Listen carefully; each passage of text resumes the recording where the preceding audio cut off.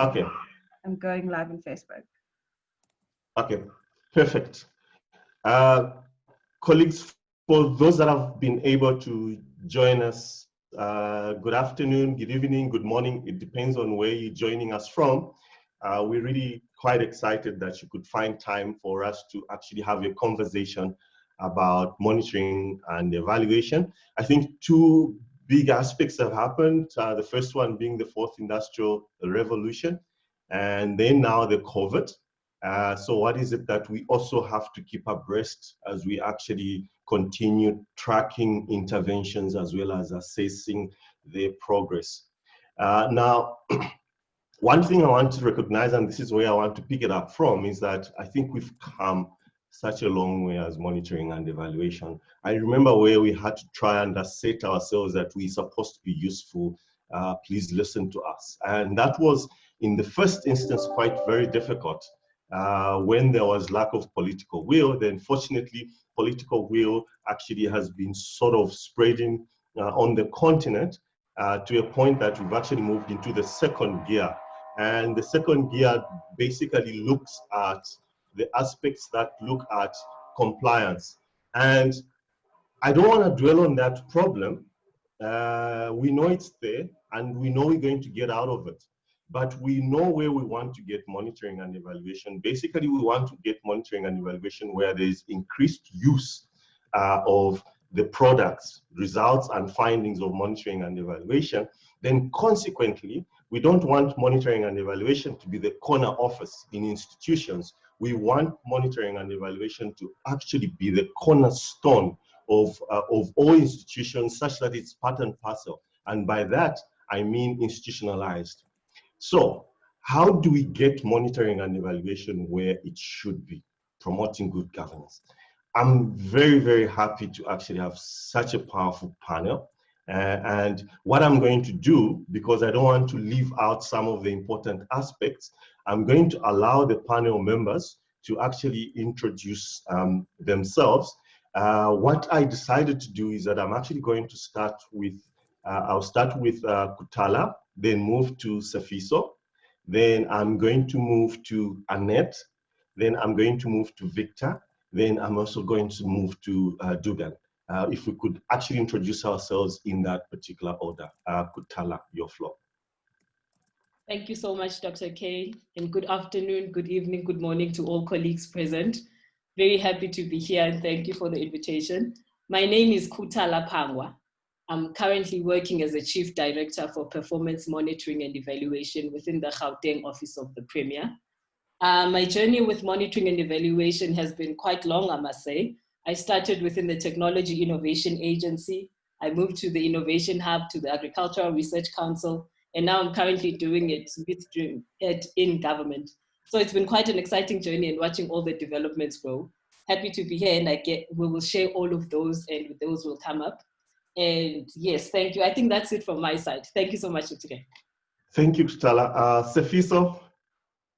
Thank you very much, Dr. Wotela. Good afternoon, colleagues. My name is Sifiso Ndaba. I'm an employee in the Gauteng Office of the Premier. I'm a Deputy Director for Performance Monitoring and Evaluation. I am part of a team actually that is responsible for developing and driving strategy and performance of the Gauteng Office of the Premier. And before this, I served the same institution in youth development. And at heart, I'm a youth activist, and I am not apologetic about that. In terms of academics, my interest is still very broad for now. It ranges from monitoring and evaluation, and of course, broadly governance, economics, leadership, development, and I'm just interested in socio-economic and political affairs of the country and the world.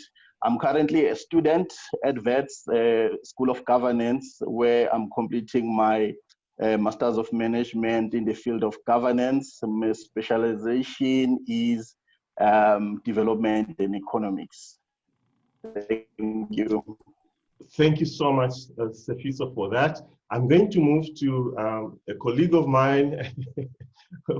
we come from, I think for everyone, we come from so far, but sometimes you actually have to just remember like, oh, we've had so many of these debates. Annette.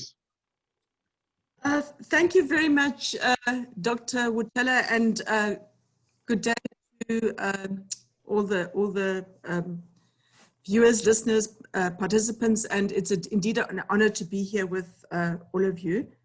Just quickly about myself, my name is Annette Griesel.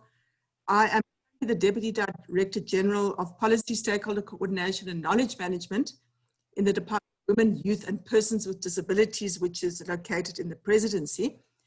And I am responsible for, my current focus is on gender responsive planning, budgeting, monitoring, evaluation, and auditing framework, which was adopted by Cabinet in 2019. And this is really about ensuring that, so my focus is going to be on gender, but obviously not exclusively on gender. Our focus has been on ensuring that women's empowerment is located at the center of public policy making and implementation. So when we say leave no one behind, we are leaving women behind, and I will speak more about this. I also was bitten by the M&E bug as one of my interests in government. I've been in government since 1998 in various capacities. And, you know, I then did my PhD, which I got last year in program theory. In my background, I've been a political activist, anti-apartheid political activist since the late 70s. And, you know, student movement, youth movement, I was young once, and trade union movement and so on. So to do with advancing the interests of the citizenry, I will be part of that. Thank you. Thank you so much, Annette. Much appreciated. Each time I meet Victor, I feel so safe. Victor, please introduce yourself. Yes, good day to Dr. Kambidima. Thank you for inviting me, and good day to all participants, particularly the presenter and the panelist. Yeah, I am currently representing the South African Monitoring and Evaluation Association. I am currently the interim chair. I was also a board member of the association, incidentally under the leadership of Professor Dugan Fraser at that time. And I also see Dr. Indran Naidoo, who was a former SAMEA board member. So it's a voluntary association of professionals in the field of monitoring and evaluation. And it's now, the organization is 15 years in existence and is growing. So my response to the speaker will be mainly from the perspective of SAMEA as an association of professionals in the field of monitoring and evaluation. Also, you have other hats and identities. I'm also an academic. I am an adjunct professor appointed by the Department of Administration, Public Administration at the University of Fort Hare. This is my, I think my contract has been renewed, so I'm now there for 9 years. And in my ninth year, I would say that I'd help establish a postgraduate diploma in monitoring and evaluation. It has been now, we have a registered program. We have, I think, the 4th cohort of learners who have come through, and many of these learners are been accepted for master's programs, and lots of them are landing up with you, Dr. Khatib, Dr. K, and at Stellenbosch and at other institutions. So, yeah, and also responsible for postgraduate supervision of students. My full-time employer is government, and I'm working for over 25 years, starting at a very low level as an educator for 15 years. And I think that's where I try to practice, trying to reflect on how we could improve learner performance and teaching. And that got me into a teacher education institution where I was a lecturer, and also was very interested in professional development of educators.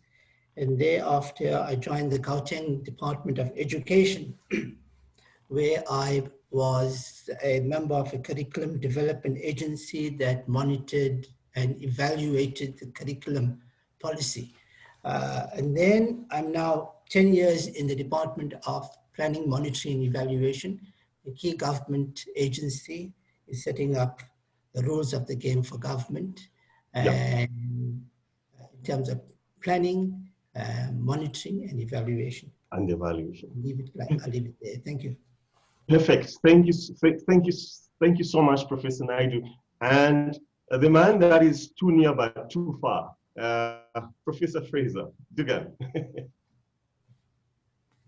Hi, everybody, and thank you very much for inviting me to be part of the panel. It's a great opportunity. I'm the director of the Center for Learning on Evaluation and Results in Anglophone Africa. This is a center based at WITS. It's one of 6 such centers.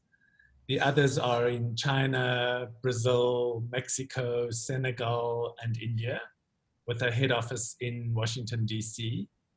We work to strengthen monitoring and evaluation capacity in Anglophone Africa meaning African countries that use English as an administrative language. The work of the center at the moment is focused very much on building country systems, which ties in quite well with my own experience and background. Yep. I drifted into monitoring and evaluation, having worked for donors and needing to be accountable for the resources that we had used. And I've come to understand that root, that origin story of M&E as something of a problem.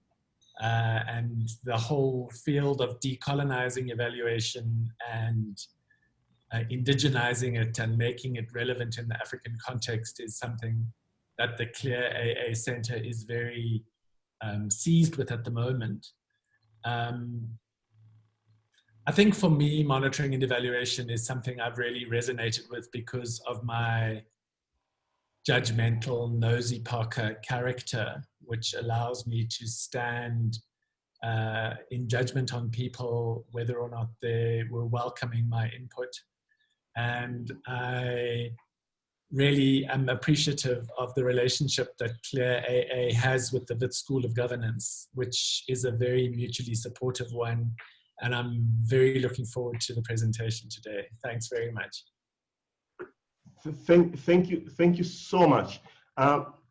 Before I actually go ahead to introduce our keynote speaker, I would like to just thank Marcel and Professor Van Niekerk. We recognize your attendance. I also like to just thank Mr. Ndaba, the head of policy at Gauteng, Office of the Premier. Is actually amongst the participants. Please forgive me, I'm trying to actually have diverted attention, so I may have missed out others, and should I pick up the names, I'm definitely going to mention them. I want to move to now introduce our keynote speaker, and I have done something very selfish. I know that Dr. Naidu has got this very rich CV, and I decided that I'm not going to read that CV. Instead, I would like to introduce Dr. Naidu's relationship with our school. And I think maybe you're actually going to have an insight on what he has probably done with the various students that have actually come and gone through our particular school. Now, Dr. Naidu's, first of all, I've worked with him ever since I joined the school. He's probably one of the very first I virtually met. And it so happened that on joining the school, the then academic director, who's now come back to the academic director again, Professor Salasinski, passed on a course to me called Policy Management and Evaluation. And it was already being actually external examined by Dr. Naidu. And I wrote to him, and I know how this is actually, this is probably the first class that I ever had.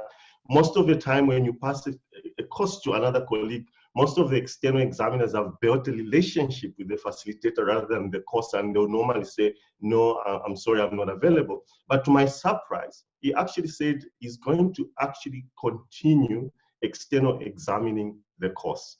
Now, it even gets better. All this time that I've known Dr. Naidoo, is actually done work for Wits pro bono. And our relationship now generated to now a professional partnership that has actually lasted for 10 years. And I would like to actually tell on myself, some of the M&E program that you see in the background has actually been the architecture of Dr. Naidoo. And to talk about the man himself, he was with the Public Service Commissioner, practicing monitoring and evaluation. And it gets better, his doctoral thesis is actually in monitoring and evaluation. So it's not like some of us who are actually encroaching on monitoring and evaluation. And just a bit of what he actually wrote here, his doctoral thesis, the role of monitoring and evaluation in promoting good governance in South Africa, the case of the Department of Social Development. The immediate plus to his work was actually the fact that he contextualized it within the South African public administration. And at the time when we were actually trying to figure out what exactly is monitoring and evaluation, and here was Dr. Naidoo actually saying that this is what it is and this is what it should look like in the South African context. Then I'd like to proceed to actually say that on the overall, we designed another course that actually makes our students, it's one thing to know monitoring and evaluation. It's another thing to sit in the office where they tell you do monitoring and evaluation. So we developed a module called Monitoring and Evaluation Practice, and that is the one that we actually try to bridge his experience with the United Nations to incorporate it in some of the things that we do with our students. And we've gotten very good feedback. In fact, this is the time where I actually disclose. Sifiso wrote a very nice email once, which came as a surprise. Thank you. Every aspect of the course has been able to apply more coherently and confident in Gauteng Premier's office. And he listed all these aspects that we've actually included in our course. Colleagues, please join me to actually welcome Dr. Naidoo, a friend of the school, a South African without doubt, but a global M&E champion, Dr. Naidoo. Thank you very much for the kind introduction, Kambi and colleagues online. Many of you I know. It's been an absolute honor to serve WITS in the capacity that I have for the last decade. I've learned a lot also in it, and I think it's important and good work that is being done. I believe I've got 30 minutes, and I'll try to keep to that. As I go through the presentation, I believe there would be several points that will be raised, that will come up in the discussion, and I'm going to leave it to that. It's good to be back on South African soil virtually. At the moment at the United Nations, I continue with this work on a pro bono basis because we cannot travel back. So I have been engaging as an evaluation advisor on COVID, looking at the various plans and providing some assessment and feedback into the organization. I will trigger off the presentation now. What I propose to do is talk about the future of M&E, and I know that's quite ambitious, but really to argue that COVID has reframed our craft in a very significant and fundamental way. Can I get the sharing? We can see it on the screen. I think it's a question of moving it. Okay, I've got it. So I would argue that the past is really the past right now. The era has changed and evaluation has changed. What was given really significantly changes, and evaluators' roles and expectations are likely to change in ways that I think we have not planned. I do this against a backdrop of 1 year, 2 defining global events. One in Prague, Czech Republic, which was the Joint Global Environmental Facility, the IEO and the IDEAS event. And my good friend and colleague for more than a decade, Rob van den Berg, who I also talked with at IPTED, made a few points that's quite relevant. He said that the major challenge we face as evaluators is that we need to start evaluating the future a term that goes kind of smack in terms of we look at evaluation as looking at the past, and on the basis of that, we sort of project what should be a good future. But also where transformational changes are leading. He raises the issue to a better future or one that brings more pandemics, more pollution, more inequity, and the sixth mass extinction of species. Now that was in September, pre-COVID. My other good friend, Utu, the director of the IEO at the facility, he reflects on the pandemic and the role of evaluation. And he states that really it's an environmental crisis, and if we do not change our behavior, we do not learn from this experience. And he must be able to demonstrate the close interlinkages between ecosystem health and human health, evidence from the real world. A critical point is that for evaluation to remain relevant, it must rise above the project mentality and start looking beyond the internal logic of the interventions that are evaluated. Further, a powerful thinker in the field, Zenda Ofer, argues that viewing the world and development through a complex system lens has become essential, and states that unfortunately the conventional results-based management, the linear theories of change are really besotted with the issue of measurement, attribution, predetermination, giving us a false sense of control when we should have been dealing with a world defined by uncertainty and interdependencies. She suggests that in order to be effective, every policymaker, every designer and implementer of projects and programs, every evaluation commissioner and evaluator should study the basic principles of system thinking and complexity science. There was a declaration in Prague, some points there at the end to promote transformation through the SDGs, to work in partnership, respect for rights and responsibilities, focus on sustainability, focus on fragility, conflict and violence, and to support transformational indigenous evaluation, key being shared responsibility for results. It continued, and from the extract I've supplied the links, it really was about how, having discussed the role of evaluation, how do you look at sustainability and transformation and assess systemic changes? And the evaluators at the event committed to assessing and highlighting in all evaluations unintended negative social, economic, and environmental effects. A few weeks later, as also at the IDF event, important keynote by Melissa Leach, Oscar Garcia, Michael Patton, strands by Zenda Ofer, Geeta Batra, Oscar, Osvaldo, and the Global Evaluation Academy was launched. A few weeks later, we moved over to the NEC conference, which was co-hosted in Hurghada. But a few issues in terms of building towards the post-normal. One, we need to look at the climate development humanitarian nexus. Systems thinking and complexity shared responsibility for results. Shared responsibility for results is something the M&E community needs to reflect on because it's quite different from how we do it. And to focus sustainability, power relations, fragility, and conflict. At the huge global event which brought together over 100 governments from around the world in Hurghada, Egypt, organized by the IEO, which I was at, and Heather Bryant, the conference organizer, we had the good fortune of the event being opened by Her Excellency Ms. Amina J. Mohammed, the DSG of the United Nations. And she stated in opening that the implementation of the SDGs can be accelerated globally by bolstering evaluation, a powerful tool that improves public accountability and contributes to positive development change. And the last few years has really been, as you can see, they're leaving no one behind for Agenda 2030. The host stated that the monitoring and evaluation process is crucial for the development process, and technology is important. And of course, I argued that it's universal, technical, and really a key dimension of good governance and public management, no matter the region or culture. We had Megan Kennedy in the discussion on the OECD DAC criteria. Why are we doing the evaluation? The question for whom? Bagela Chalisa from the University of Botswana stated that data and data collection may be a problem, but people are there ready to tell their stories.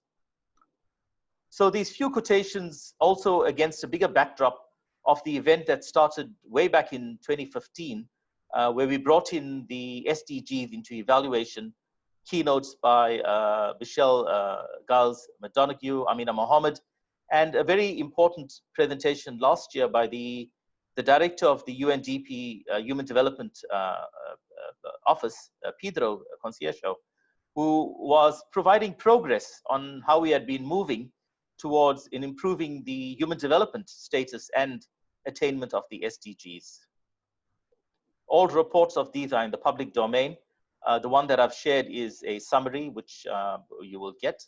But in the NEC journey, 5 days in Hurghada, the certain topics that have come up in the evaluation community, and the NEC conference being the world's largest by government participation, has focused on evaluation themes.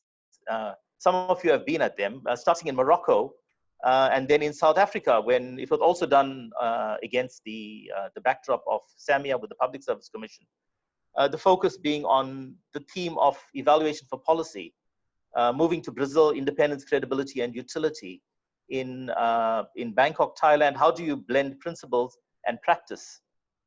In Turkey, people, planet, and progress. And of course, last year, getting straight to the heart of it, leaving no one behind, which is the key issue. And of course, the participant number has gone up quite significantly. Thousands have been engaged. So this has really been a convening platform for evaluation practitioners, government officials around the world to build national evaluation capacity. The Hurghada principles for evaluation that leave no one behind spoke about issues of how do you map stakeholders, sustain their engagement, use appropriate methods, consider the context, disseminate findings, and be particularly vigilant about leaving no one behind in conflict-affected and fragile context and in humanitarian crisis. Building towards post-normal, 3 points that come to me is that the SDGs have done a frame. They are now challenged because development gains have been lost. Interconnections, intersections, we have moved beyond the vertical. Secondly, the response to crisis is led as one. It's an all of society. It's a co-creation and active research. It's beyond the expert evaluator. Thirdly, we are engaging in fragile context where poverty has been exacerbated. Leaving no one behind shows that many have been left behind. More have fallen into poverty. It's a humanitarian crisis.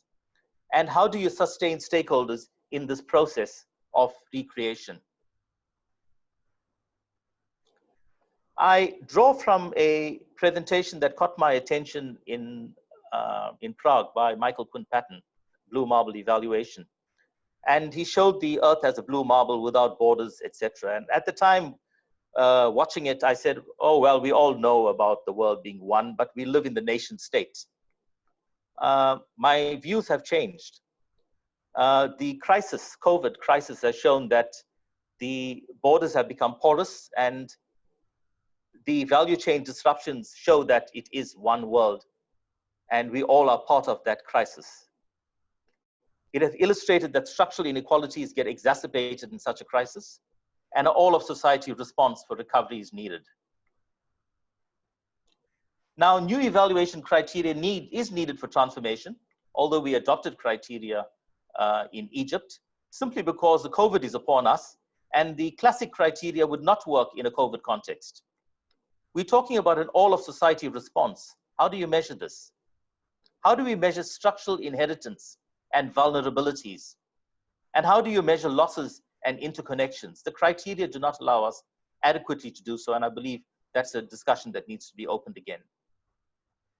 At the big picture level, blue marble, an earth without borders, and we need to see it as such. Now we're experiencing it as such, wherever you are. This has hit all parts of the globe. We were advancing on the SDGs. The Human Development Reports showed that, and M&E would help at that level a few months ago. Environmental concerns we had on the agenda have been critical, but all that has changed. With the new with the crisis and the reprioritization, these issues are now in the backdrop. Building towards post-normal, I call it 3. We need to look at big picture, yet discrete evaluation interventions persist at a departmental government level, At the international agency level, each agency looks at its own contributions, but the government is talking about an all of society and all of government response. There is a contradiction. We need to have content knowledge being critical.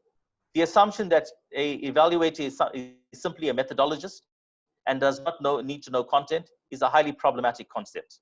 It means learning new content before you can start to evaluate it.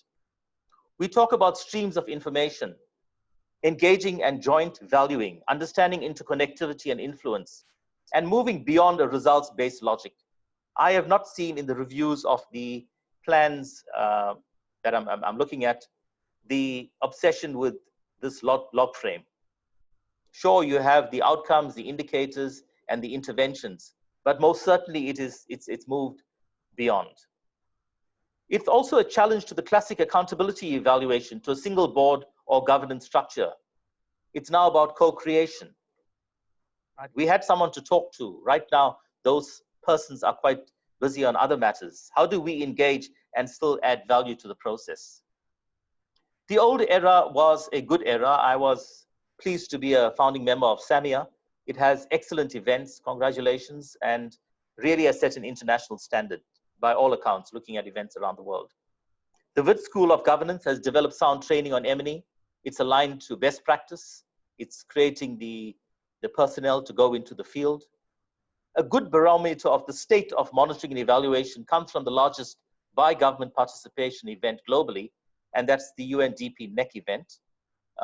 All information in the public domain, and you can see how the many countries have set up their systems and develop it largely in a peer learning sharing experience.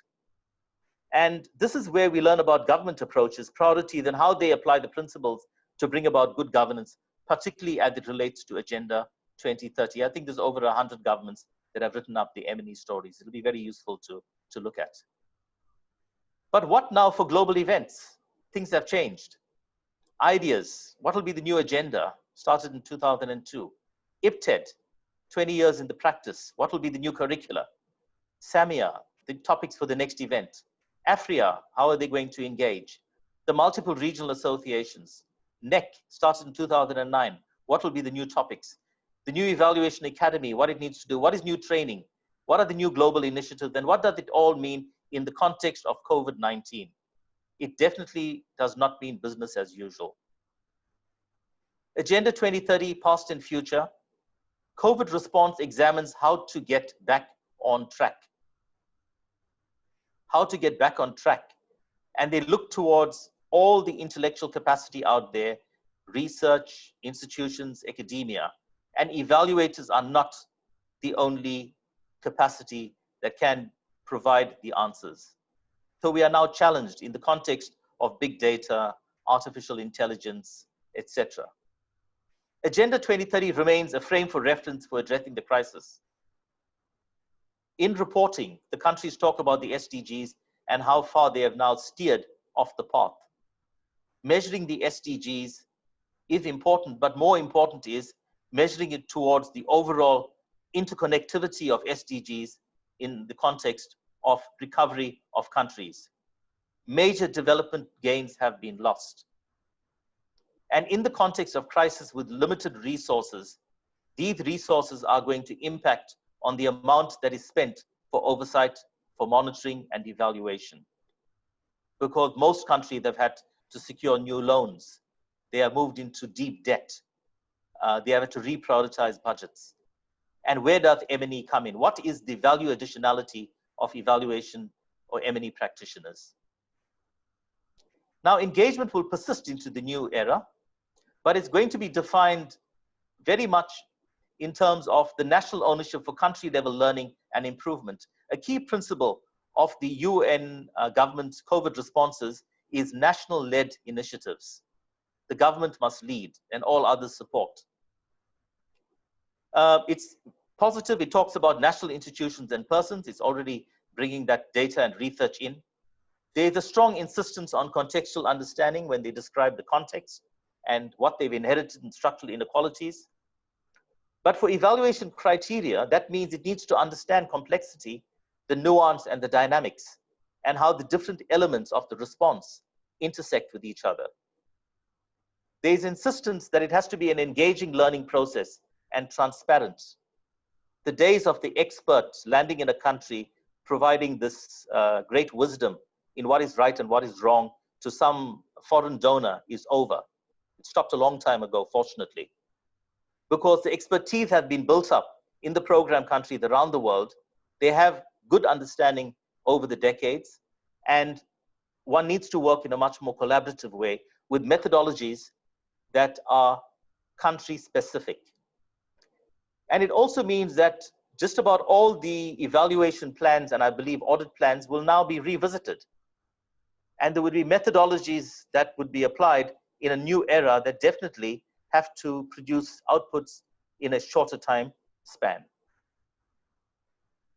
I've put this slide together because I think it's important. It's the classic past and the new now, and I draw this post-normal from the work of Thomas Schwanz. Our outputs were towards discrete governing bodies or government departments or parliament when I was there working in the commission, very much a vertical orientation. Our action steps were towards management. Do this, and they provided a public response on what they're going to do and how long it was going to take. And the knowledge we generated was generally at the end of the report. We may have synthesized, we may have extracted, but largely we were generating information in a very linear time-bound frame. Now, all the experience around the globe in this period we're in, it reprioritizes. It's a pause on classic M&E. The words that I've seen in the reports are review, monitoring. I've not seen the word evaluation appear much. It's about real time, instant, now, feedback, adjustment. And the new normal sees monitoring and evaluation very differently. Building towards post-normal 4, I believe this is going to mean new orientations for evaluation associations and for training. I don't know what the content of this is going to be, but I'm sure the people in the group here will be reflecting very seriously because of the very, very fundamental and sharp change, which has not allowed us to adequately think about what does this mean. You know, will there be evaluators in 5 years' time in the COVID era? If they are operating the way they have in the past, I can quite certainly predict no. One needs to re-engage commissioners and funders of evaluation. Their priorities may be different. What do they want? But who are the commissioners when we're talking about joint programs, joint response, joint funding? And really to reflect on evaluator orientation in a new dynamic fit for purpose. The notion that I'm independent evaluator, do not question me, I have deep wisdom, and the final pronouncement, that era is over. It involves an evaluator who is more immersed in the geopolitics of evaluation, who is engaging, who is able to work in a dynamic manner and becomes more facilitative to bring the learning to the surface than one who comes in, thou shalt not touch me because I am the independent evaluator with the great wisdom. There's an unpredictable future. I draw from Thomas Schwann's brilliant speech at the European Evaluation Journal, and I just pulled the abstract. Highlighting, he says, increasingly, we have to address a variety of uncertainties and risks, not simply in those appraisals per se, but in the design and management of the intervention as well. And we have to reflect on assumptions of unpredictability, incompleteness, instability, a plurality of perspective in value determination. And he calls this the post-normal evaluation. And that's an article that I invite you to look at. In essence, given the fact that we are in such a rapidly evolving dynamic context, historic evaluation plays less of a role, and focusing just on the methods is inadequate if you do not understand the politics and the content. The COVID has redefined development. It's put a pause on most evaluation plans around the world. It has reprioritized the national development plans of most governments around the world. It has repurposed, but it's put an emphasis on real time, big data, reviews. The UN socioeconomic response and recovery plans define the new development trajectory, actually, in a way that they talk about to build back better. The areas that are being emphasized in these plans are the 5 pillars: health, which is obvious, protecting people, the economy, macroeconomic and multilateral collaboration, and building community resilience. And within each of these content areas, the countries describe what has changed and how they try to bring it back on track. And if there's no content understanding from evaluators on how the administration, the architecture of development at a government level works, it'll be extremely difficult to play any meaningful evaluative role. I say again, new content areas to understand before we assess. It's not just methods. We're going to use more technology and more remote information, etc. It is not just methods. Methods may provide a level of efficiency, but it does not necessarily provide a level of content and criticality that is necessary to change the process. It's still a human endeavor. The emphasis that's coming through from these reports are collaboration, all of society, vulnerable groups over and over again, all the vulnerable groups and what's happened. They describe the vulnerable groups. People-centered, and of course, UN norms. The future of M&E, I would say our profession is never going to be the same. The social distancing means that at the community, where we got our intellectual replenishment, like from conferences, is replaced by virtual. It'll never be as impactful. It's different. There's less demand in the crisis and emergency for long reports. Our pride has been fieldwork, ground truthing, talking to beneficiaries.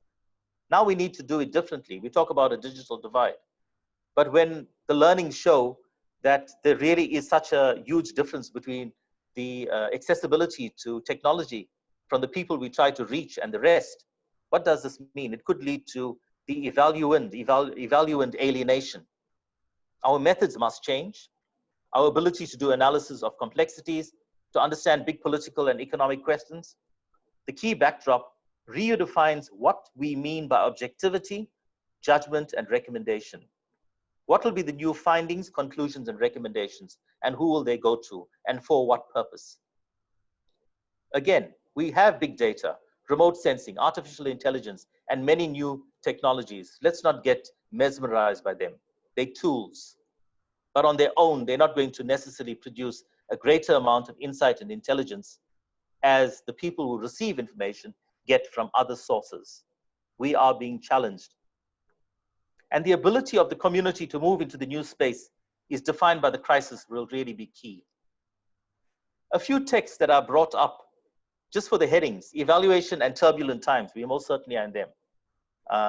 The evaluation for inclusive and sustainable rural transformation, a good piece of work by Osvaldo and Oscar.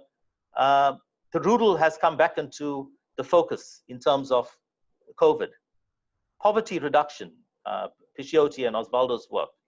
Rob, evaluating climate change and development.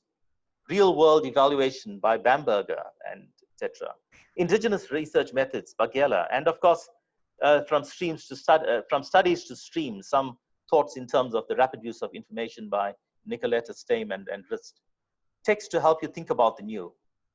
And finally, in post-normal, M&E responsiveness to crisis will determine its relevance. We test everyone's relevance. Now, we are going to be deemed relevant or irrelevant depending on how we respond. And it goes beyond methods. More and better methods is not enough. Engaging, I believe, is a new co-construction. An active research era many will have to do, but it may be challenging for M&E because of our orientations. And getting back to the questions that persist as the era has changed, also from the NEC publication. What are we as evaluators bringing to the table? What are we doing? Are we doing the right things? Are we doing it right? And my addition, are we placed and capacitated to respond? And this comes from that report. Thank you for your time. I would be happy to listen to the responses and answer any questions thereafter. Thank you. Wow. Thank you so much. I think this gives quite a challenge to try and sum up the presentation in very few words, but I pick the main message: monitoring and evaluation will never be the same. The question is, how do we get back on track? How do we add value? And evaluation is not just being a methodologist. Engaging will be the new norm. Collaboration, and specifically in context. In terms of skilling, can we be able to handle complexity? Can we be more efficient? And more, the last is we have to use technology, but remember, technology is but just a tool. Thank you so much. What I'll do, I'll now quickly go to our panel members. And what I'm going to do is that I am going to start with Sifiso to give his response to the keynote. Sifiso. No, thank you very much, Dr. Naidoo. Sure, where does one start here? So perhaps as a prelude really to my response, maybe I should highlight the point that history teaches us that novel pandemics, they shape the future, but they also shape the modes and systems supporting governance. And capacities, including governance capacities, are built during the pandemics as institutions are responding to this pandemic. You know, for example, the cholera pandemic of the 1800s, it highlighted the importance of proper modern sanitation. The Spanish flu of 1918 stressed the importance of research into outbreaks. And as recent as 2002, the SARS outbreak, it increased awareness about preventing viral disease transmission. But unfortunately, post-pandemic, these capacities that have been built during these pandemics as institutions are responding to these pandemics, they sometimes evaporate and we lose them. So for me, the critical question is, how do we sustain these capacities post-pandemic, especially in the context in which other priorities will inevitably emerge? And I mean, monitoring and evaluation is certainly a critical component that supports governance in a way of informing decision-making as well as accountability. And I agree with Dr. Naidoo, it has been fundamentally impacted in many ways. Therefore, my submission is to sufficiently answer the question of the future of MNE. It means, one, we have to reflect thorough in the way in which COVID-19 has impacted MNE space. But secondly, and even more importantly, what are these capacities, or rather, what are these responses and therefore capacities that have been built in response to this pandemic? Because I believe these capacities will shape but will also define the future of MNE. You know, one of the critical components of MNE that for me has been impacted fundamentally, it's planning, or MNE planning. You know, pre-COVID-19, we used to have organizations, you know, engaged in what I call compliance-driven culture when it comes to planning. That thorough and reflective process required in MNE planning on strategy development has not been as sharp as it should have been. Where you find organizations really adjusting problematic indicators to satisfy regularity audit at the expense of impact. And therefore, with the COVID-19, I expect a move towards, you know, these organizations trying to get into a space in which they carefully engage and interrogate their business plan so that they're responsive to COVID-19. But just still on M&E planning, I just want to also talk about the issue of zero-based budgeting.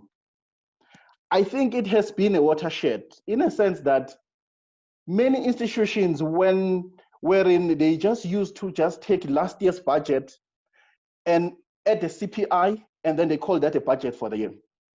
But COVID-19 is forcing, especially the zero-based budgeting, is forcing these institutions to think critically, as well as government, to think critically about the budget items to be prioritized. So I think all in all, in terms of planning on how the COVID-19 has impacted the planning component of M&E, I think it has really imbued capacity for agility in planning.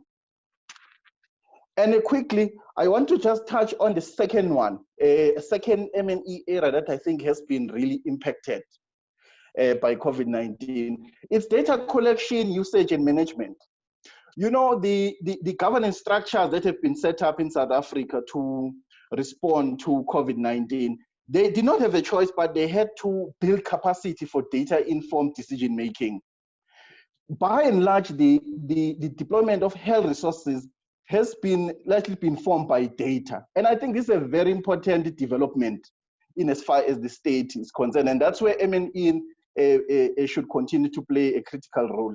But also linked to this, we saw, you know, as compared to those long wired speeches that we're so accustomed to from our political principles, we saw information being packaged differently in a form of dashboards, infographics, etc., and communicated to citizens. And I think for me, that is a welcome development. And I think we should make sure that we keep that important capacity, because you don't necessarily need to have speeches every time you want to convey important information. And so what I'm saying is, M&E capacities built in response to COVID-19 must not be allowed to evaporate, but they must be sustained post-COVID-19. And one way, of course, of ensuring that is to institutionalize this and stream them in this M&E process. And I think actually institutions like VET School of Governance, they have a responsibility to research these capacities that have been built when as institutions were responding to COVID-19, and add these into the M&E curriculum. But lastly, I just want to say this. There's sometimes a perception that M&E is a compliance-driven practice obsessed with clean audits, rather than service delivery and mitigating rampant corruption. And public is now rightfully asking questions such as, if M&E is so important, where was M&E systems when Life Esidimeni, for example, Life Esidimeni tragedy was happening? And where are M&E systems in the reported PPE tender corruption? So where I'm getting to is to say, and as I conclude, is to say, the relevance and the future of M&E is also directly dependent to the extent to which it will provide solutions to the 21st century governance challenges, particularly service delivery, as well as fighting corruption. Thank you very much. I'll end here, Dr. Wotela. Thank you so much. As a way of saving time, I think I'll move right to our next panelist, Kutala. But before I do that, you had already mentioned us VETS Governance School to actually take up one of the challenges. And that reminds me that I've forgotten an important function of introducing that the head of school is part of the audience. And what I'll do probably towards the end, I may want him to say one or two things to those participating.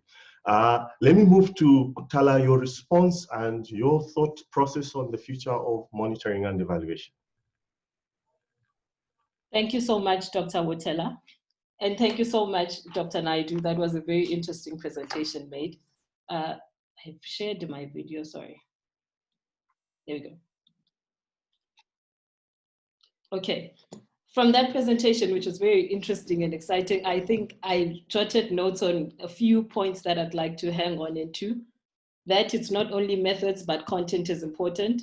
Talking about how we work with evaluators going forward, maybe even how we, because I'm from the government, and most of our work is commissioning evaluations. And you are right in saying methods has been our game. It's what we've been looking at. But it is important then to understand the content that comes with the evaluator, because it affects and influences the rest of the evaluation that happens. I liked the fact that you were saying we need to understand that now we're in a fragile context. And being in a fragile context, that means we may need to work differently. There are things that we have to do differently.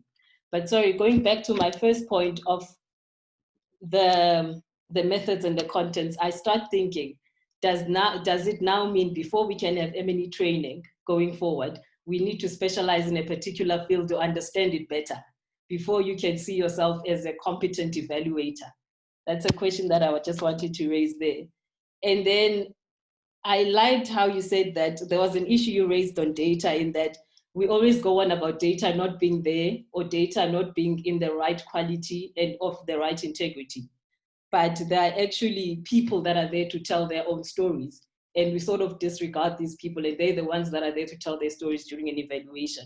I found that very important and useful. And I think if one thing that COVID has taught us, it was the importance of data management and just the importance of data. I think for the first time, we started being excited even when the ministers were releasing statistics about people being infected, people affected and recoveries and all of that. It might be a simple example, but that data had a meaning to all of us. When you knew that in a particular area, the numbers are going up, we started changing our behaviors and behaving differently. So all of that matters in our field going forward, in that we must start selecting and choosing work that matters to people, that actually changes people's lives. We can start working on indicators and collecting data that is also meaningful to people, so that it encourages them to change behaviors. So I found that to be very interesting and very useful. And I think going forward as well in Gauteng, we've decided to go on a big investment in terms of data work. Because one thing we've noticed, at the center of monitoring and evaluation work, at the center of providing evidence, data plays a very big role. But not only administrative data that we only produce, but there's data that's produced by other institutions. There's very important need for partnerships in getting certain types of data and statistics. And we cannot ignore all those data and only wait for data that comes only from our APPs or annual reports and maybe from programs. So we need to create partnerships. We need to invest in skills of internal capacity to handle big data, to work with big data, and to be able to produce decent models that enable decision makers to make decisions on time. So these are the things that I think the COVID pandemic has taught us a lot of. And we are moving in that direction slowly. And we've achieved a lot though in terms of undertaking evaluations and institutionalizing evaluations within the province. But I think where we need to strengthen things is the value of learning in the work that we do. Yes, every year we undertake provincial evaluation plans. We do a certain number of evaluations, but it still is an issue on where these are going. Are the beneficiaries of the policies, the programs that we are evaluating actually getting any meaning from the data that we're also producing, from the evidence that we're producing? Does it change anything in the way that we deliver services to them? So these are still important things and questions that we need to answer. We definitely do still need to invest in certain methodologies that engage and allow for more participation from especially beneficiaries. Because currently the way we work, we are the ones that draft our terms of reference and we send it out there. We don't necessarily engage with participants. We don't get their views on what we should look at or relook at in terms of writing the terms of references. So all of that is important, and I think it speaks to the participation and the buy-in that is needed upfront before we undertake certain evaluations, so that we can be able to make meaningful change to people that are beneficiaries of our programs. So I think moving forward, we do need to learn certain skills as it relates to participation. You've mentioned that it's about, we need various streams of engaging. We need to have joint valuing. I found those words to be quite profound and interesting. And these are the things that we need to start looking at. It shouldn't only be about ticking a box and moving it on to the next stage. So we need to realize as M&E professionals that our role is bigger. And I think if our role had been appreciated in a certain way, we would have been at the center of responding to this COVID pandemic as well. Because with all the work that we're doing, we should be able to get and produce certain data. We should be able to have certain evidence that allow decision makers to make decisions. We could have been the cornerstone that Dr. Wotela was talking about, being at the center and providing the data, the decision makers with the data that is needed. We are doing well, I think, as a country. We are getting there, but I think we do need to look more into skills for big data management. We do need to look more into how we handle and we interact with beneficiaries and citizens. And when you say it's not only about results-based management and the log frames, I'm like, how are we going to move forward now? Because it sounds a bit scary, but these are things that we should be learning, and these are the new ways of participation that we need to take into account. I think I will leave it there for now, Dr. Naidoo and Dr. Wotela. Thank you so much. Thank you so much, Kutala. I really appreciate your contribution and the positiveness. We're getting there. It may be slowly, but certainly. Dr. Griessel, could I now invite you to the response and your take? Thank you very much. Already hinted. Okay, thank you very much, Dr. Naidoo and other colleagues. And I think particularly in giving a global perspective, and there's a, I must put on my video, right? Sorry. There's a lot that resonates with our own experience in South Africa, and I'm going to speak mostly to that, but obviously there's linkages with your own input with the global perspective. I'm going to talk briefly about the experience around COVID-19 and some of the lessons that we might draw from that from an M&E perspective. But I also want to do a brief diagnostic. Some of it's already been covered by my colleagues, and then to then project on what would be the future trajectory of M&E, certainly in our own country. So I think with regard to COVID, from the perspective of the Department of Women, Youth and Persons with Disability, we've seen that it has deepened the fault lines very, very clearly, including gender inequalities. So, if we're talking about SDGs, and there's research that said out of 3 million job losses, 2 million of them were women. So, we have experienced regression in terms of our development trajectory, and I think we all know that. I was part of the NatJo instructors, and it was an example of a rapid response based on multiple evidence sources. And I think I agree with it would be useful to do a study on how that worked, and then making judgments based on best available evidence. So that was important. And I happen to have an M&E background as one of my components, but there were many colleagues. The data was not necessarily coming from M&E. So that's also something that we could reflect on.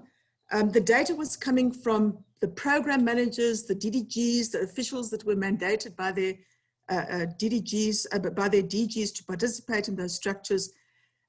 Also, obviously, as has been said, the whole issue of complexity is very critical. Our department, we did an early rapid survey, a SNAP survey, with our stakeholders to get feedback on what is happening and to inform our inputs into the interventions. I think the other thing is about integrated governance. The work streams, for example, were definitely integrated governance, working together, to make recommendations to the NAT joints and in turn to the NCCC. So I agree with the point around Sifiso made around, looking at lessons and capacities. But I think what was also important there was the advice by experts that was very transparent. I mean, it's not that government doesn't use experts, but that was quite an important issue. I think for me as an M&E person, or a person that is interested in program theory, The whole issue of behavior change was brought to the fore. I'm not sure that we have sufficient understanding in government, maybe in health and so on, but the theory behind behavior change. So that was an area that also brought to the fore. But a lot has changed, but some has not. Some things don't change.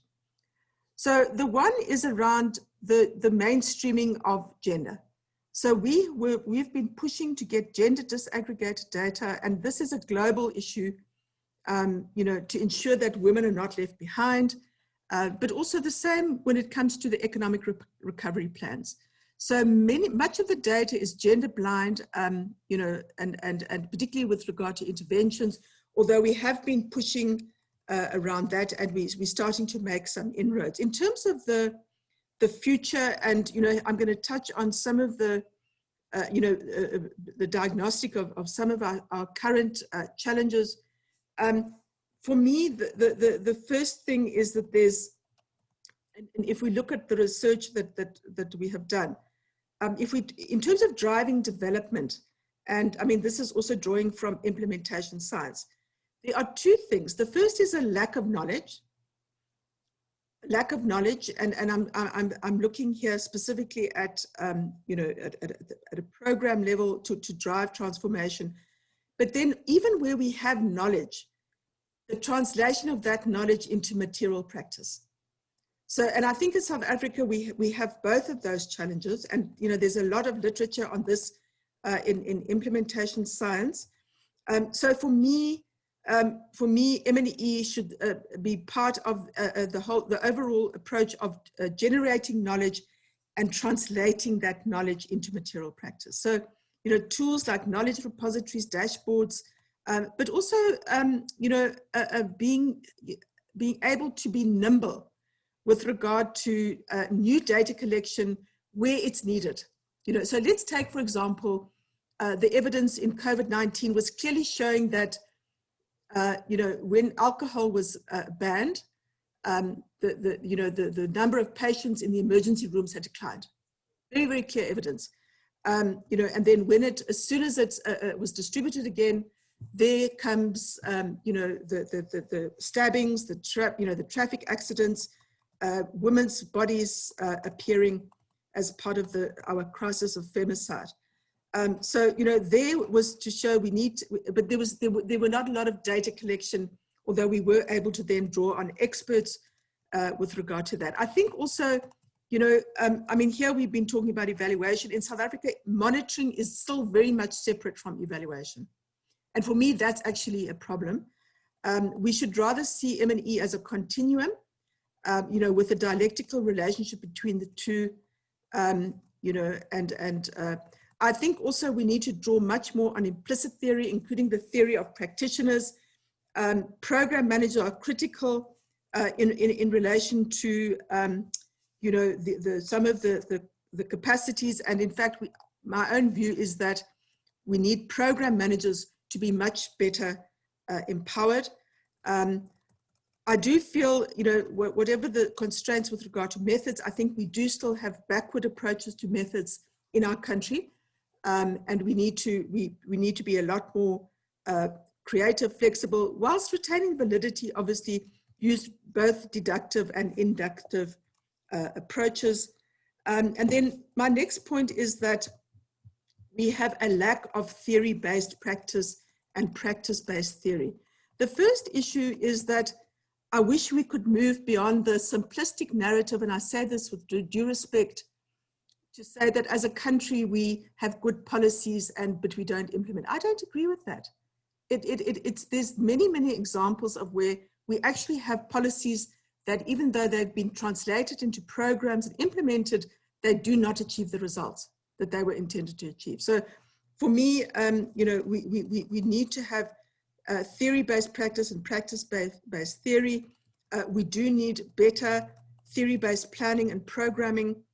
And also, I fully agree on the issue of complexity, understanding complex adaptive systems. Sometimes we think that the evaluant, is isolated from its context, and it's not. they obviously interact all the time. And that's also part of the difficulty with our compliance-based planning and monitoring system, which is not iterative. It doesn't allow iterative, implementation, monitoring, adaptation, rapid assessments, and course correction. So those are, some of the issues that we need to address, and as part of our future trajectory. We've also observed that we see that in some instances we're setting targets, indicators, etc. in our planning, but there are no programs that can then say, look, these are the programs that we are putting in place in order to achieve that target. It does sound unusual, but we tend to put wish lists in our planning rather than, ensuring that we translate policies and plans into, proper interventions. I think a lot has been said about technology, but I also want to say that there are huge, we have all of this technology, but the resource constraints of the current period, in my view, is a serious threat to M&E, and it's also a threat to having proper data. And in my space, for example, we have the GBV prevalence survey. Even Stats SA is facing resource constraints. We want to do a GBV prevalence survey, but there are constraints with regard to resources. Something as basic to women as a time use survey as well, which measures unpaid care work. There are serious resource constraints. And then I want to just add to what has already been said. We talk a lot about evidence-based policy, and it's fine, I don't have an issue with that, but whose evidence is it? Where does the evidence, which perspective does it? Does it represent the dominant perspective? Does it represent the voices of the poor and the marginalized? I agree on the issue, Dr. Naidoo. I'm glad the issue of the digital divide has been raised, because we are now seeing a very much a new divide between those who have access to data and those who are data poor. So these are just some of the issues that I would like to raise, and thank you very much for the opportunity. Wow. Yes, I think in the interest of time, I won't go to the summary of that, but quickly move to Professor Naidoo. Professor Naidoo, your floor. Sure, Dr. K.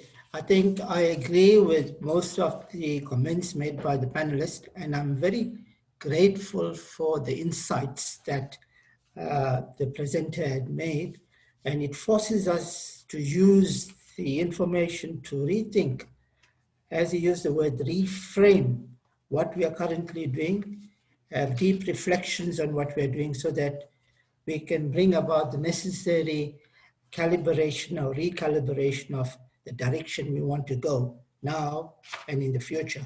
So we are indeed very, very indebted and grateful for the thought that went through the presentation. So thank you very much, Dr. Naidoo. I want to just say one, the vocabulary that Dr. Naidoo had used is not new. It had been with us for a long time, like systems thinking, complexity, co-creation. These are concepts that have been with us. Perhaps the pandemic has given us a shock to see how we could meaningfully and purposefully apply these concepts, so that we can bring about the necessary changes in the paradigm, conceptual shifts, the methodological shifts, to rethink the role of the evaluator, the evaluation criteria, and so on. So perhaps this shock has given us a positive spin in terms of an opportunity to see how we could apply these concepts to being to see how it works in the new recovery or post-pandemic period. The other issue is around, we may get distracted with this or get high on the discourse and speak abstract in a way we are far from the real issues. I think what matters most is how has the conversation around that we're having is going to impact significantly on the lives of the most vulnerable.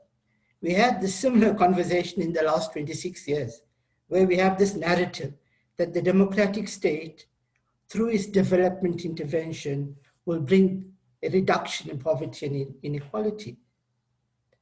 But the pandemic has heightened the real structural inequalities and has shown us the extent of joblessness, corruption, hunger, the failure of government to deliver to citizens. It had shown us the extent of regression of the development agenda. And so the state has responded through a series of interventions, which is yet to be measured. And the question is, how do we now respond to really make a difference to the lives of the poor and the marginalized and the excluded? We have to be just cautious that we don't continue using the language of M&E to distract us from or to compensate for the failure of the state. I think we have to use the language to force the state to become accountable to deliver on the services. So how do we position SAMEA as a voluntary association of professionals in this context and in the kind of presentation you had made? I think it provides us a good opportunity to reposition us as thought leaders in reshaping the M&E discipline and the profession, and to challenge the narrative that development interventions will reduce poverty. We need to look at the complexity, as you said. We need to empower our M&E community to provide alternative voices to the dominant development discourse and narratives. We need to empower the M&E community to have multiple perspectives. And we could use our professional network that comes from different constituencies, the non-government sector, government, private sector, the development sector, academia. We could use that as our social capital to engage the discourse of what's happening now. I think it provides, this conversation helps to reposition SAMEA in that direction. It will also help us to frame our thought leadership and our curriculum and our capacity development programs and our workshops and our conferences. The kinds of issues you raised will become central in defining the themes and the content of our programs as we move forward. I think the issues that you raised around the methodology, the use of big data, use of technology, data management, and so on, will definitely inform us as we move forward.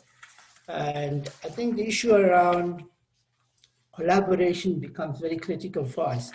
I think SAMEA could strengthen its collaboration with government in helping to build a capable state so that we embed monitoring and evaluation as a management function, either at the systemic level or the programmatic level, so that it will help to reprioritize and redesign plans, reprioritize budgets, so that we have greater impact on communities. And what has happened in this pandemic, and I agree with Dr. Previously presented, the issue around monitoring and evaluation and the dichotomy between these two concepts, and yet they are very much interrelated. The pandemic heightened the importance of monitoring data, in particular the importance of health data, and using the concept of evaluative monitoring, understanding the data to bring about behavior change became very, very clear. So I think we cannot privilege evaluation over monitoring. They're actually part of the same continuum. And what has this pandemic shown us is the public interest and the public awareness of data and how they use the data on the number of infections, for example, or number of deaths, for example, to bring about some degree of behavior change at the individual or the level of the household or the community. So public awareness of data had increased. And I think we could use that as an opportunity at SAMEA to use the NGOs to create greater, deeper awareness of data and the need for communities to become more conscious of how they could prevent a research of the virus. And perhaps you could use the interest of community on data as an organization to get them involved as critical citizens of service delivery. So in other words, we could use the opportunity to engage communities, empower communities to be part of government's program design, and also get to know what government budgets are available for the implementation of programs, and engage communities, empower communities to hold government accountable for both expenditure, for any hints of corruption, and for delivery. I think it provides great opportunity for SAMEA now to refocus on the NGO sector in particular, to engage communities and empower communities. And I think we are very, very grateful for this presentation, and I'm sure it's going to take us into a new space as an organization. Thank you.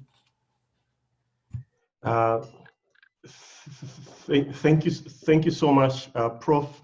How do we actually use M&E to empower the most vulnerable? I think that's a $1 million or 1 million rand question. I want to move quickly to Professor Fraser. Thanks so much, and thank you very much for your presentation, Indran. It's very hard to come last after a panel of such eminent and articulate people.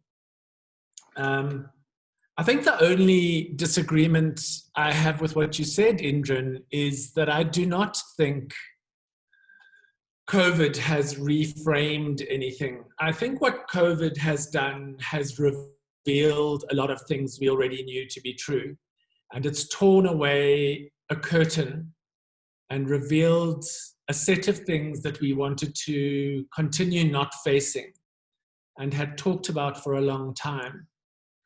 There's a point in the play Macbeth where Macbeth's power grab is coming to an ugly end, and the armies of his enemies are marching upon him. His wife has died, and he says, "This life, blah, blah, blah, is a tale told by an idiot, full of sound and fury, signifying nothing."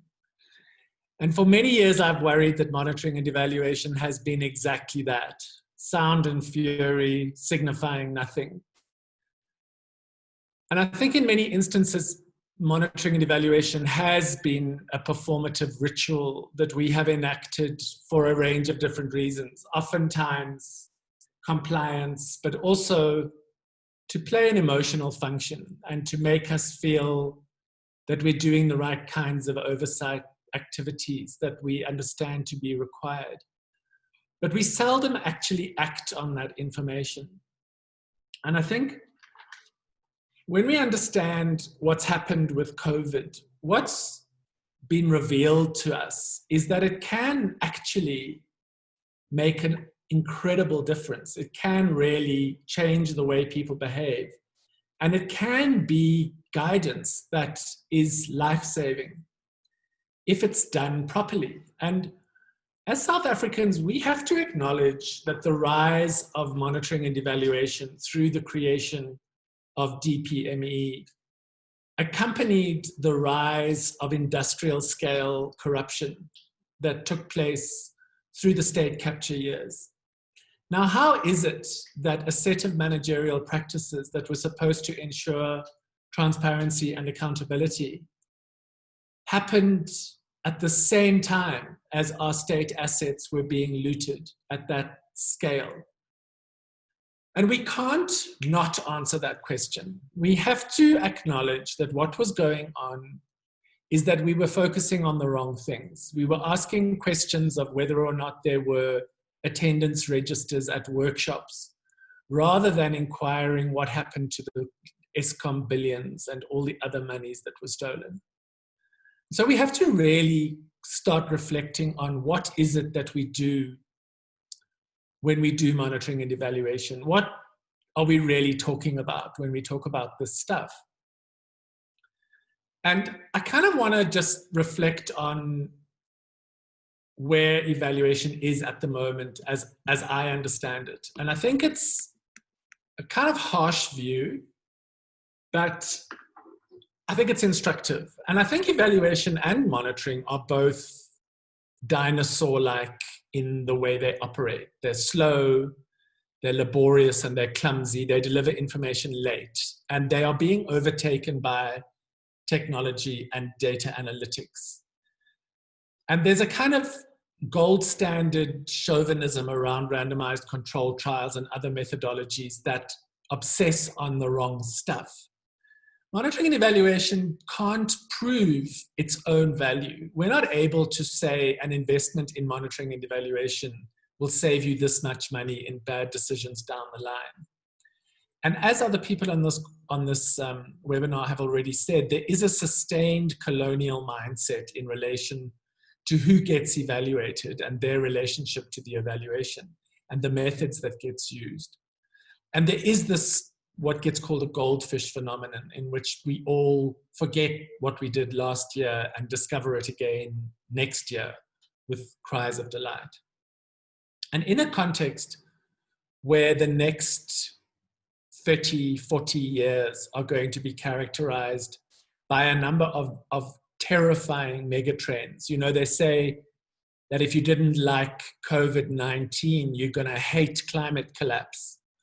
Well, I don't think climate collapse and COVID are the only things we need to contend with. I think we're going to have to contend with a range of, and I'm drawing here on some work that UNICEF did last year on what they call megatrends. Children and public health crises, the growth of inequality, conflict, Syria, you know, places like that. Migration, what you're seeing, Libyans dying, trying to cross the Mediterranean. The role that technology is playing on generating unemployment and putting people out of work. And what we're really seeing is a need for evaluation to be able to shift, as Indran said in his presentation, from individual evaluations into a joined up approach that is truly systems oriented and that recognize at its core exclusion and marginalization and the absence of important stakeholders. And more than anything, I would argue that what evaluation needs to develop is an emotional literacy and a capacity to provide leadership.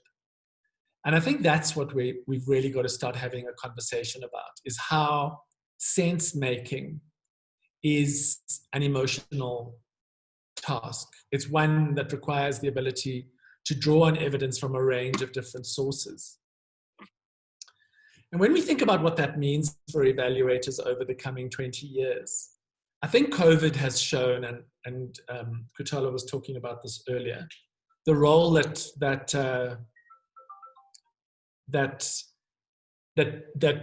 the digital space needs to play, that accessing vulnerable populations needs to become more of a focus because it's becoming more important for them to stay off the grid. That if you're going to be a good evaluator, there are risks to you. There is the potential for harm. And that as inequality increases, asymmetry in access to resources is something we need to be thinking about much more. The soft skills relating to knowledge exchange and relationship management and change management. But probably, as I started with, the most important thing is that we start getting our heads around the technology and the hidden algorithmic choices that get made when we talk about big data, artificial intelligence, machine learning, and their relationship to social justice. At CLEAR, we have done a lot of work on this stuff. We had a series of webinars earlier this year during lockdown on the role of data governance. And it's something we are very interested in. If anybody's interested, please mail me and I can send you a report on the webinars that we did and how we intend taking this forward. I'm going to stop there because I could drone on for hours and I'm sure we need some more time to have some conversation with the participants. But I just want to close by thanking Indran for a very thought-provoking and useful presentation. Thanks, Dr. K. Thank you indeed. Yes, quite a lot of food for thought. Two aspects, emotional literacy and leadership. What really is the value add of monitoring? I think that's a question I always ask, especially when you have the rule of thumb, 12.5% of the budget should be M&E. Really, should we get that much? What I want to ask the participants, we'll be opening up for questions. I've already got a couple of them, I think 2 at the moment. But before I get to that, I just want to give Dr. Naidoo a chance to respond to some of the issues that the members of the panel have actually just brought up. Dr. Naidoo. Yeah, no, thank you very much for this opportunity. I agree with all the issues that have been brought up. In particular, the point around what does the COVID show in terms of vulnerabilities and gender. One of the key findings is it's exacerbated gender-based violence, income insecurity, etc. And the other issue that has come through in different forms is the issue of data. On a positive note, this process has actually generated a lot of data. What that means in terms of knowledge is something still to be worked out. But I would slightly disagree with Dugan on whether the pandemic has redefined. I believe it has. For several months now, with the pause on evaluation, the repurposing, the community trying to work itself and what to do, the space of where the engagement is on the socioeconomic response is noted by its absence of M&E personnel. Maybe they somewhere or called something else, but that space would very soon have new entrants who probably can offer something in value that evaluators think they do, but may not. So, of course, the situation may change in a short period of time. So I'll pause there. I think all the questions, even Victor, your point on associations and curricula and yeah, those perspectives from the departments put out is reflections based on experience. Clearly, I show that I don't have the answers, but we do know that a lot of things need to be questioned because there are some trends emerging. Thank you for that. Thank you so much. I'll go straight to some of the questions, and these are for the panel members, so anyone can chip in. How can we drive the agenda of aggressive investment in research, especially within the public sector? This is because there is no evaluation done about monitoring and evaluation. Probably let me ask 2, or then we could, I could let the panel members come in. So commissioning conducting research is more reflective of a balance of stories, even in the primary data being collected, and to be very intentional about it. Not sure about the last bit of the question, but could maybe panel members sort of react to those? So it's much more investment. Actually, both of them are speaking about whose story should we tell, and the other one was how can we actually invest much more in research, monitoring, and evaluation.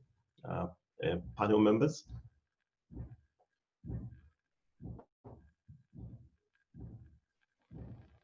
So at CLEAR, we've just released a book edited by Ian Goldman and Mina Pabari on evidence-informed policymaking in Africa.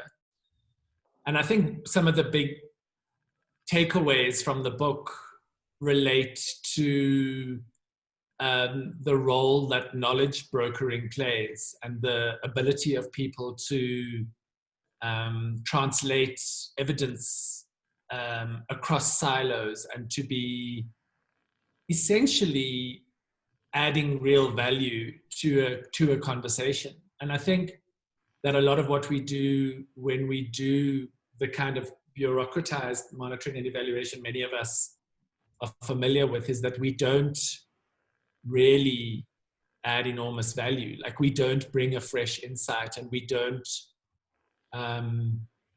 generate analysis that is illustrative and that takes an analysis forward. And I think even when we do, which we do sometimes do, it's very hard to feed that into a decision-making machinery.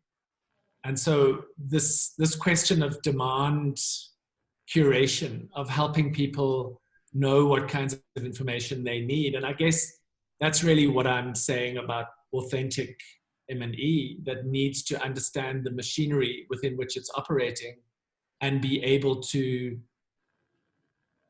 cut across the various silos that characterize public sector institutions.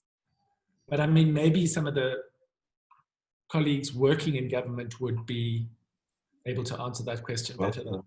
Yeah. Colleagues? Okay. Yeah. I'm trying to find my hand and I can't find it. Can I speak? Oh, okay.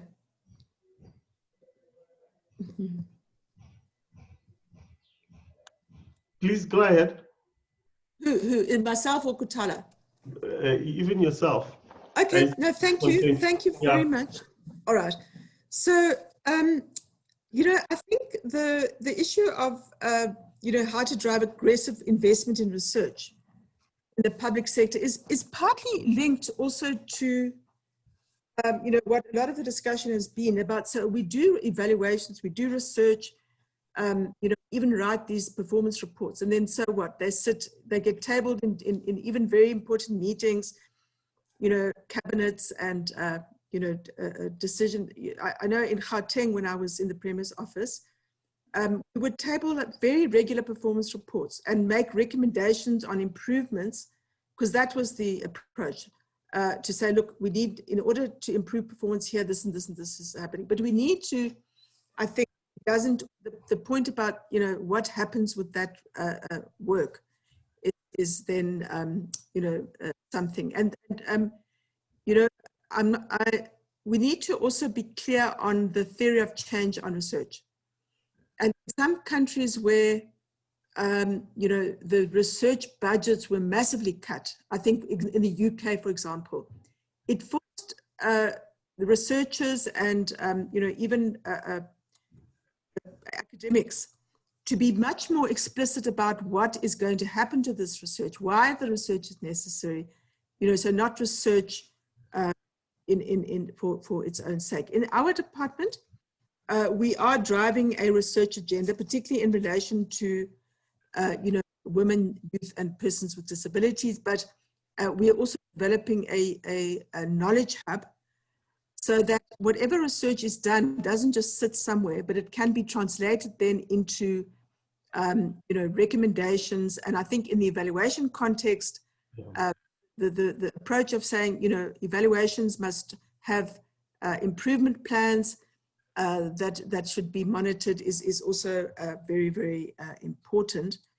In terms of the balance of stories, you know, I just want to give an example also of our department, because if we look at our gender responsive planning budgeting framework, which cuts across the entire public policy cycle, the critical issue for us is obviously a diagnostic, but what's important is also voice and where ordinary people, that does come through the electoral mandate, isn't it? The electoral mandate in a democracy is partly allowing voice to come through of the citizenry to say, look, this is what we feel is most important. But in addition to that, we, for example, developed gender policy priorities based on multiple engagements and dialogues with, you know, women in rural areas, young women, women professionals, women in faith-based, women traditional leaders, and so on and so on.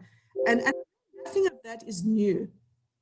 But sometimes those are also the processes, as part of our participatory democracy, that then serve to say these are the policy priorities which women themselves would like to see. And currently we have and I'm sure Dr. Naidu would be well aware of this, we have generation equality, which is about saying, how do we achieve gender equality by 2030? And we want, in our country, and there are action coalitions. For example, there's an action coalition on economic justice and rights. So we are unpacking that and, saying, with regard to economic justice and rights, what are the policy priorities that women, believe should be implemented, and not just abstract priorities, but programs that need to be implemented. We still have a situation where public procurement, women entrepreneurs get a tiny proportion of that. So I'm using these as examples. So those policy priorities must then be translated into the MTSF. Some of them have already been there in the MTSF. That needs to find its way into the strategic plans of departments, the APPs of departments, the budgets of departments, and then be monitored to say, obviously those tools are limited because they are compliance driven and, audit culture driven. But at least we need to integrate those policy priorities. And then, DPME, I think, is quite clear when it comes to evaluations that, the beneficiaries, the practitioners, and so on must be part of the evaluation process.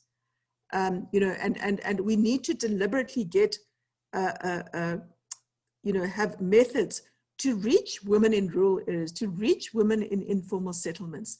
Obviously, so that we don't only speak to those who happen to be visible and who have data. Thanks. Thank you so much. I know, Kutala, you were standing by, but let me actually just read additional questions that have come up. Maybe you could take some of this. How will COVID affect modalities around data collection, especially from the hard-to-reach populations with limited access to technology? I think that's a good one. What are the mechanisms that can be used to strengthen PPPs on M&E issues, except awareness and capacity building? Then maybe let me add the last one for now. Most government departments do not have sufficient manpower to carry out meaningful monitoring and evaluation. Maybe DPME, as the custodian, can set out minimum standards for departments and entities to ensure capacity of monitoring and evaluation units. Kutala, would you want to go first on any of those? Then other panel members could join in. Hi, Dr. K. Sorry, I was trying to unmute there. I just wanted to add a little bit on what Dr. Griessel said regarding that aggressive research and getting funding for it.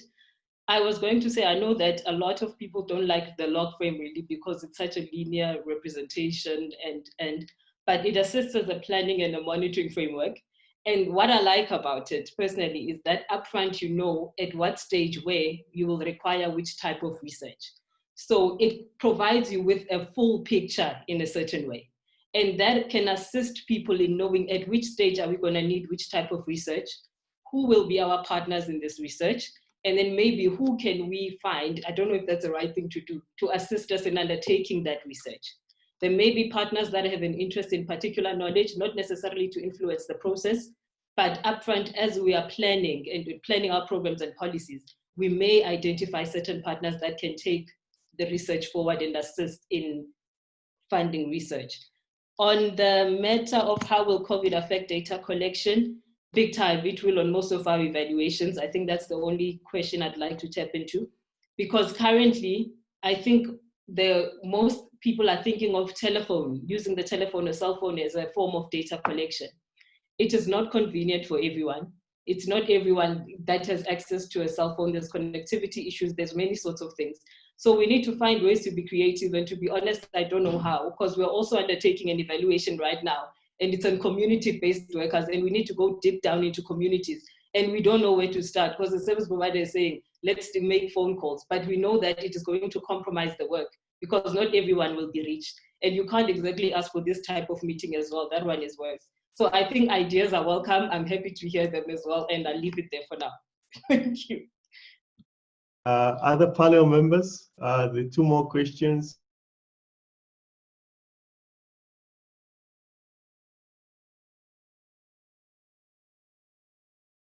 That's a big one. What would we say, members of panel?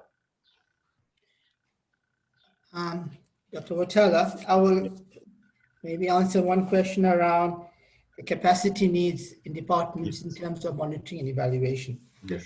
Due to the fiscus, pressure on the fiscus, I think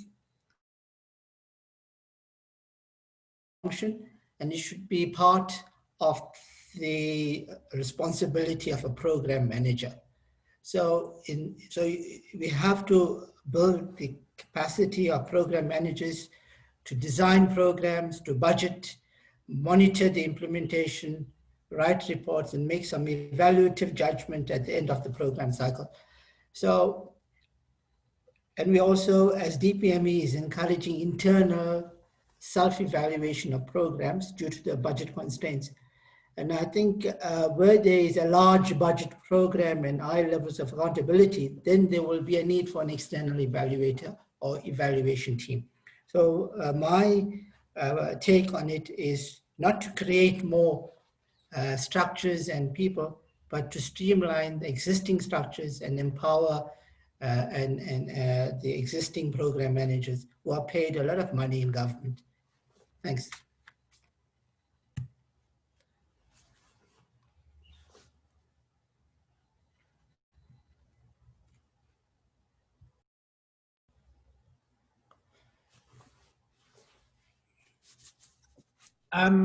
So just to jump in, I'm obviously interested in the role that M&E plays in the state, but it's not the only place where M&E is important. And I just want to sort of just flag the role that M&E plays in big donor agencies and in UN agencies, and reflect on the ways in which so many of the issues that present in big scale public institutions and public service systems are present in those kinds of organizations as well. And what we find, for example, at CLEAR is that when we work with, for example, big health donors in some of the countries where, you know, in some places donors are responsible for kind of 50% of the public sector spending. The inability of those systems to speak to one another, and the kind of competition across the monitoring and evaluation systems for access to information, and their failure to address even basic kind of shared indicator definitions or to make use of one another's information systems is striking. And I feel like the more and more work we do in this space, the question really needs to become about optimizing existing investments and making them work better. I mean, one of the things that often strikes me about the South African public service is how relatively well resourced it is and how it relatively performs so poorly. And I think in many instances, that's a consequence of the fact that different parts of the machine don't intersect in the kinds of ways that they need to deliver the results that are intended. And it feels to me like it's not about ramping up investments. It's about being very authentic about reflecting on making sure that when things need to come together and dovetail, that they do, that they in fact do, that people are able to respond to the information that they gather, that, as Annette was saying in relation to when she was at Gauteng Premier's office, that that when you take the care to generate a remedial action, that people implement it. And I think that's in many instances a cultural shift. It's an organizational culture that needs to change. It's a batupele thing in South African public service speak. And I'm not sure how that's achieved without political leadership that's deeply committed to that kind of transformation. Over. What I'm going to do, we almost in our last 10 minutes, I want to ask the member of panel to actually make comment on this very important question to us as a school. And in doing so, you can also have your last commentary on the subject as we'll be moving to closing. The question is, what should we be teaching, or what should we teach better to make someone functional in monitoring and evaluation? And I think I would say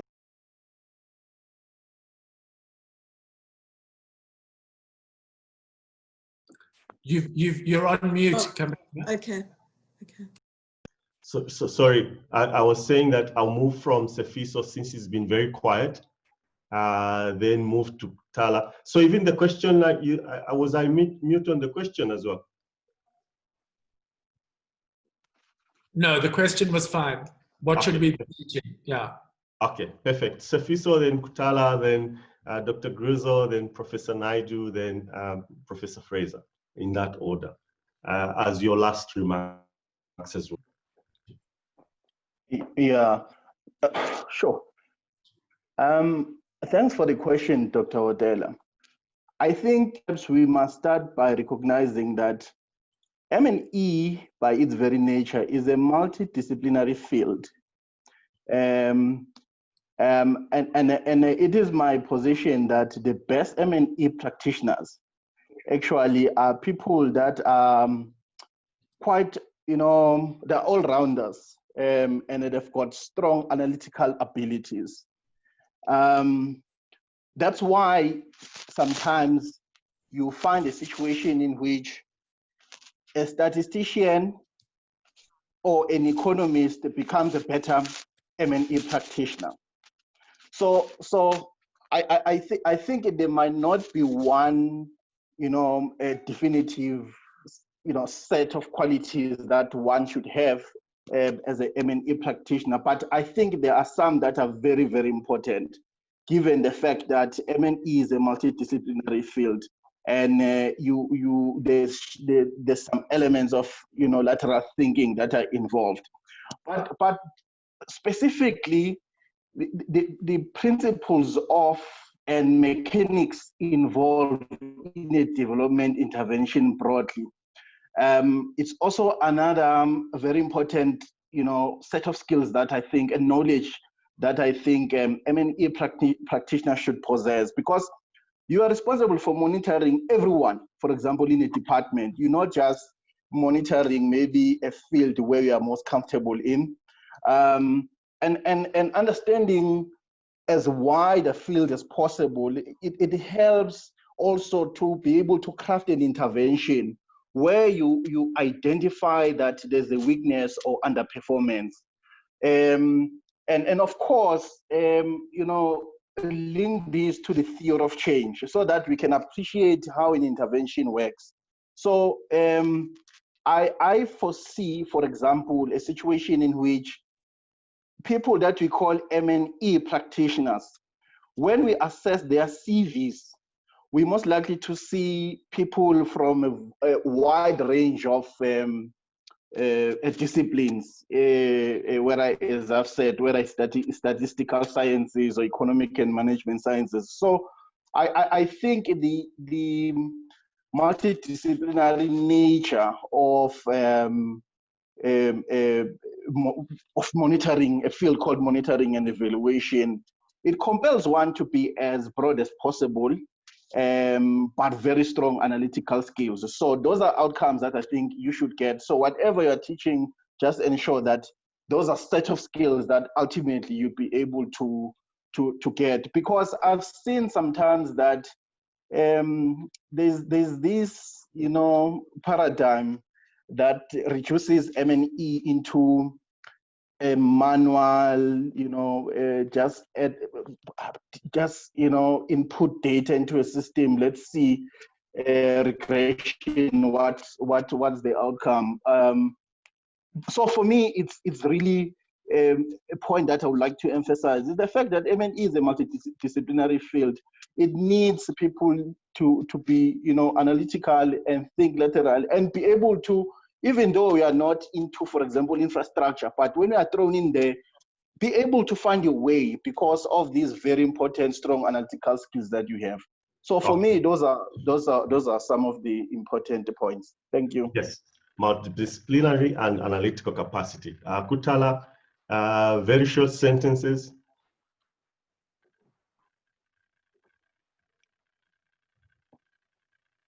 Thank you, Dr. K. I'm here. Sorry, thank you. This was not unmuting or starting the video, but I'll continue.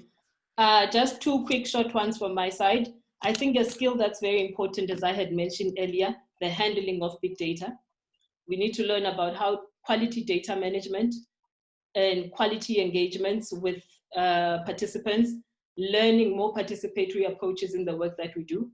If West government schools were to, the two things I'd say keep up, maybe teaching of the log frame because it helps. It's a good foundation for M&E work that still needs to go forward. But we need to build skills on how data assists in public policy and in implementation, because it's something that seems to come towards the end, whereas it's actually the center of all the work of monitoring and evaluation of most of the work. And I think going forward, we've got a big role to play as M&E practitioners. We need to take up space. There's a, it's said that the policies may not have been that good. I think Dr. Griessel said it earlier, the policies may not have been that good. And these are the answers that we can answer. So we need to show ourselves, we need to show the work that we're able to do, we need to show our value. And I think the environment is conducive for us because, even if you watch parliaments, there are more calls for accountability and transparency, even though it's only called for towards the end. But these are things that we can teach and we can try and create and work towards developing good institutionalized learning systems. Let me leave it there for now. Thank you so much. Thank you so much. Thank you. Dr. Griessel? Yes, thank you. So for me, critical thinking skills, critical analysis, which is part of, obviously inherent in any academic thinking, but I think also how to access and generate knowledge. So knowledge management could be something which, we would want our M&E practitioners to also understand. Public policy, obviously, development planning, but I think also as in our country, but in fact, in any country, to understand the hierarchy of planning, country level to sub-national level to sectoral level to institutional level to programs to projects. I agree around, program managers, it is a function of M&E, but there's a role at an institutional, country and sector level. And then, of course, my common refrain, the importance of theory, the relationship between theory and practice. I was fortunate as a young student activist in the late 70s. We had endless discussions about the relationship between theory and practice. And I've never let that go. I still feel that that's very critical for any practitioner to understand. Implementation science is developed in the medical sector, but I think there's a lot that we can pull from implementation science into, the M&E space. And then I think, the application of knowledge, is very, very important. I know it's an academic institution, but I do feel that, we can teach students about theory of change, theory of problem, theory of action, etc., but they need to, I remember we had, Kutala will remember this, we wanted to partner to say, look, can we partner, students to say, you're going to partner now with the program on men as safety promoters, and you're going to work with the program manager to develop a theory of change, to do a formative evaluation, to do an implementation evaluation. So people can read stuff, they can learn stuff, but they learn the best when they apply that. also methods is very important, because I think, and then, you know, exploring new things like data analytics, statistics and all of that, which I think is already there, but it might be something that we could build on. Thanks. Ludo, thank you so much. Prof, you already built an M&E curricula for University of Forte. Prof Naidu, what would you say was probably the biggest contribution? Don't worry, we're not trying to steal your program yet. I think being a rural university, it provides us with a lot of power in terms of creating critical, reflective evaluation practitioners and applying the knowledge and skills in real life context. So the kinds of application of knowledge is related to specific sector-related issues. Yeah. And so that is very useful in seeing how the theory comes into play in practical context, and we probe reflecting critically. I think that was a useful method that we use in different modules. I think as Dr. Annette has pointed, critical analytical thinking is non-negotiable in an evaluation or any curriculum. We have to move beyond surface knowledge to understand, as Indran has pointed out, issues around complexity, uncertainty, and systems thinking. Right. The issue around applying research, strengthening the research capability within the evaluation course, because you're applying the research methods to collect data and analyze data. So, and finally, the issues of ethics. Ethics and data collection and data use. The use of social media and integrating social media data as a new form of trendy data now into mainstream data to make sense and judge the value of an intervention. I think I'll stop there. Perfect, thank you. Prof Fraser? I'll be super brief, and then I'm afraid I have to leave the call. So the granddaddy of utilization-focused evaluation, Michael Patton, I understand, is focusing very much on facilitation. And I think facilitation and the ability to convene and curate and hold conversations that leave people feeling heard and seen is a key skill that's missing from a lot of the work that we do in evaluation capacity development. I'm afraid you're going to have to excuse me. I've got to run on to another call, but thank you very much. No, thank you so much. We're going to thank you in hindsight, but thank you so much. Dr. Naidu, you have the last word. What should we be teaching? Well, everything that's mentioned. So I think the one point about multidisciplinary is really important. And critical thinking and facilitation skills. I've made the point in several presentations that it's not just methods. You need to understand the content, but also more effective communication skills from evaluators. Understanding how messages are received is really something that evaluators can work on. Because if you're talking about co-creation, you really need to be more effective in bringing together diverse perspectives, moving ahead. And of course, all our thinking has evolved. Mine has, being in the UN for the last 8 years. But while I may have come across challenging the profession, it's what I see. I still believe that if we move rapidly, we have a space to carve in the future, which is, and we have an important role to play, but not in the way we did it before as expert, but now as part of a team contributing and harnessing and synergizing. Thank you very much for the opportunity. Thank you. I would like to take this opportunity to thank all the participants that attended. It was well attended in the hundreds. I would like to also have thank the panel members. Thank you for making time. It's not easy to get anyone to give us 2 hours. You just did. The keynote speaker, we've been speaking about this for some time, and now we've actually brought it to actually be a reality. Thank you so much. As always, I would like to thank my seniors and colleagues in the school. And lastly, our dream team, the communication team, Rerato.